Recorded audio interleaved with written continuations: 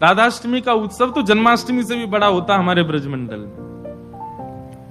तो ऐसे राधाष्टमी का भाव। अब कई लोग पूछ रहे हैं कैसे क्रम होना चाहिए, तो देखो ठाकुर जी का जन्मोत्सव मनाया जाता रात्रि 12 बजे, पर किशोरी जी जो है ये उदिया भाव से प्रकट हुई। मतलब सूर्य उदय जैसे ही सूर्य की प्रथम किरण पड़ी है पृथ्वी पर, बस हल्के हल्के सूर्य उदय हुआ, तभी किशोरी जी का प्रादुर्भाव हुआ। तो एक प्रकार से नेक्स्ट सुन लो, ताली बाद में बजा ले। सुबह 4:30 बजे 4-4:30 बजे आप सबको, अगर घर में किशोरी जी विराज रही हैं स्वच्छंद भाव से, तो किशोरी जी को अभिषेक करना। वैसे हम तो दोनों उनको ही कर दें। जन्माष्टमी पे भी युगल सरकार घर के ठाकुर जी जो हैं युगल राधा कृष्ण उनको करें, और राधाष्टमी पर भी दोनों उनको ही करें।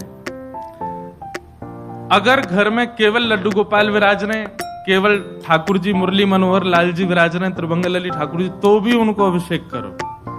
उन्हीं को ही श्री जी स्वरूपा मान करके उनको अभिषेक करो। वैसे तो नियम ऐसा है कि जन्माष्टमी और राधाष्टमी को रात्रि भर जागरण करो, रात भर उत्सव करो, रात भर नाचो गाओ आनंद करो, किशोरी जी को प्रादुर्भाव होगा। और किशोरी जी वास्तव में शयनावस्था में हो, कमल के पुष्प ले आओ और सुंदर सुंदर कमल के पुष्पन के बीच में किशोरी जी के श्री विग्रह को विराजमान रखो, वही में ही पौढ़ाओ। क्योंकि ऐसा भाव शास्त्र में है कि कमल के मध्य से ही किशोरी जी प्रकट हुई। तो कमल मध्य में किशोरी जी को विराजमान करो। घर पे ठाकुर जी हैं तो ठाकुर जी को विराजमान रखो। और प्रातः काल 4 बजे है तो हमारा शंखनाद करो, बधाई गायन करो, सुंदर घंटे घड़ियाल नगाड़े आदि बजाओ। वाक्य बाद में दीप प्रज्वलन करके किशोरी जी को प्रादुर्भाव करो। फिर वाक्य बाद पंचामृत अभिषेक करो। पंचामृत अभिषेक करवे के बाद में सुंदर किशोरी जी को श्रृंगार करो। श्रृंगार करवे के बाद भोग धराओ। भोग धरा करके फिर किशोरी जी की आरती करो। आरती करने के पश्चात फिर खूब नाचो, इतने नाचो हम तो अभी जयपुर में एक बात कह के आए, उत्सव तब तक मत मानो कि नाचते नाचते उत्सव करते करते डॉक्टर के पास नहीं जाना पड़ जाए। अगर आपको दवाई नहीं लेनी पड़ी तो समझो उत्सव मनाया ही नहीं आपने। शादी ब्याह होता है घर में, तो लड़की का जो भाई होता है या लड़की के पिताजी, लड़की के मामा, लड़की पक्ष के, लड़का वाले तो ऊधम करें, लड़की वाले इनकी कमर कसे, उनके जेब में 2-4 दवाई पड़ी रहती है, सिर दर्द की, पेट दर्द की। क्यों, हमारी तो बड़ी 3 बहनें, तो उनको पता है एक दवाई रखी रहेगी। क्यों, सिर दर्द हो रहा है, सो नहीं पा रहे हैं। तो तभी ब्याह माना जाता है जब पिता और भाई ये बिल्कुल श्रमित हो जाएं, तब लगता है हाँ ब्याह हुआ। श्रमित ही नहीं हुए तो क्या बात का ब्याह। ऐसे ही उत्सव में महाराज एक आनंद की बात करें, ये नहीं जबरदस्ती कि महाराज दवाई लेनी ही पड़ जाए। जब तक इतने श्रमित नहीं हो जाओ, इतने नहीं थक जाओ कि महाराज अब कुछ नहीं हो सकता हमसे, पस्त नहीं हो जाओ, तब तक नाचते ही रहो किशोरी जी के आगे, ठाकुर जी के आगे। खूब बढ़िया उत्सव करियो, खूब नाचियो, और फिर व्रत रखो पूरे दिन। किशोरी जी को खूब बढ़िया व्यंजन पवाओ, और पवा करके वो कोई को वितरण करो, कोई अपने काजे थोड़ा रख लो। दूसरे दिन जब नौमी लगे सो वा को पाओ प्रसाद रूप में, और वह दिन व्रत रखो। और भैया नहीं रुको जाए तो पा लियो, चकाचक पाओ। बोले हमारी श्री जी को उत्सव है, हम तो पाएंगे तो पाओ, कोई दोष भी नहीं। व्रत ना करने से पाप नहीं लगता है, पर व्रत करने से पुण्य बहुत होता है हमको, लेकिन पुण्य की नहीं, हमको किशोरी जी की कामना।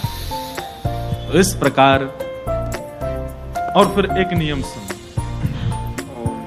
या तो संभावना बने तो सहस्त्र कमल, 1000 कमल, और 1000 कमल की भावना नहीं बने तो 1000 कोई भी पुष्प, लेकिन सुगंधित होने चाहिए, बिना सुगंध वाले नहीं।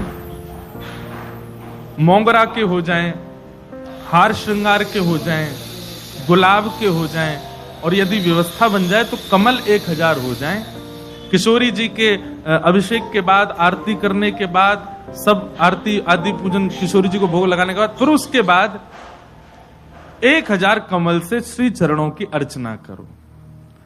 अब अर्चना में तो कई लोग ऐसा भाव रखेंगे कि राधा सहस्त्र नाम गाओ, राधा सहस्त्र नाम से 1000 कमल चढ़ाओ, पर हमारी भावना ऐसी गोपाल सहस्त्र नाम से चढ़ाओ, गोपाल जी के नाम से एक एक कमल ठाकुर जी, क्योंकि भैया धन धन राधिका के चरण, बड़ी महिमा है किशोरी जी के। पद्म पुराण में तो इतनी सुंदर व्याख्या है किशोरी जी के जन्मोत्सव की। 1000 एकादशी मल्टीप्लाई इनटू 100 कर दो, जितना आएगा इतना फल मिलता है एक राधाष्टमी का व्रत करने से। अब कई लोगों के मन में भाव रहता है कि मेरे मन में भी ऐसा ही भाव रहता है कि भैया उत्सव है ठाकुर जी को जन्माष्टमी को, उत्सव है राधाष्टमी को, तो फिर काहे को हम लोग भूखे प्यासे रहें, बढ़िया माल छाने।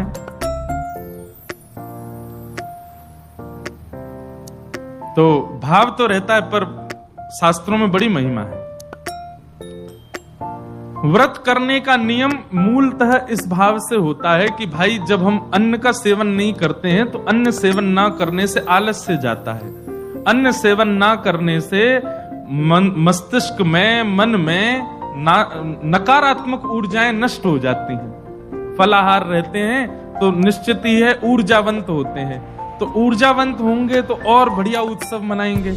लेकिन बिल्कुल ही आहार ग्रहण नहीं करोगे तब तो फिर मतलब व्रत इसलिए करना है कि उत्सव में आपसे आपकी ऊर्जा पूरी लगे, आलस्य ना आवे, नकारात्मक भाव ना आवे, मन में कोई दुर्भाव ना आवे, इसलिए अन्न का त्याग किया जाता है। बाकी तो उत्सव में तो खूब पाओ धुआंधार, लेकिन व्रत करने से आपके उत्सव में बेहोशी आ रही है महाराज और बिना भोजन किए कुछ तो फिर उत्सव को भंग करने वाली बात हो जाएगी।